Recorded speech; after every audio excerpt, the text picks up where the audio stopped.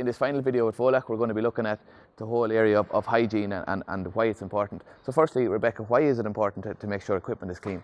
I suppose the biggest thing is that bacteria and stopping the spread. So when you look at most feeding systems, a lot of calves are drinking from the same bucket or teat system, and it's really important that that's being cleaned to ensure that there's no bacteria level build up. When you think of there's a few different age groups of calves coming in for drinking, and when you look at bacteria, it's multiplying every 20 minutes. So the more that's getting into a calf means that you're going to get poorer health.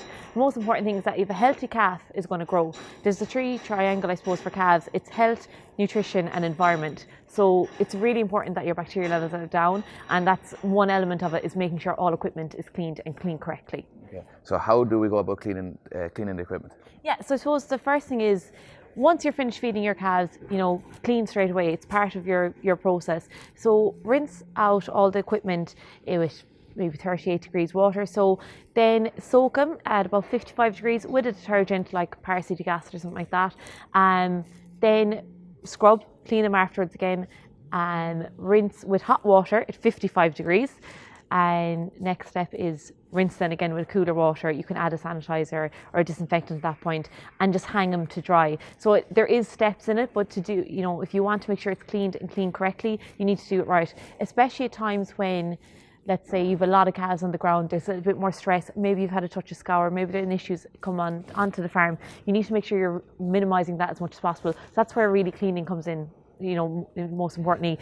Using detergent, cleaning at the right temperatures, rinsing everything thoroughly and making sure it's dried correctly. Because if it's not dried correctly, it isn't cleaned.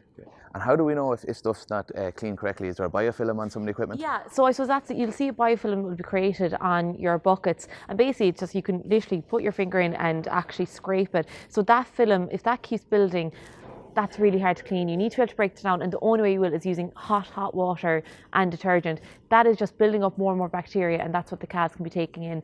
And if you think about, there's so much stresses going on in calves, the level of colostrum and their is dropping within them. They have to build up their own immunity, so they need to be as healthy as possible to take any of the stresses that are going on. And again, like I said earlier, you have to be hitting 0.7 to 0.8 kilos live weight gain a day. To do that, you need everything else right. You need their maintenance requirement as low as possible, and that's kind of part of it.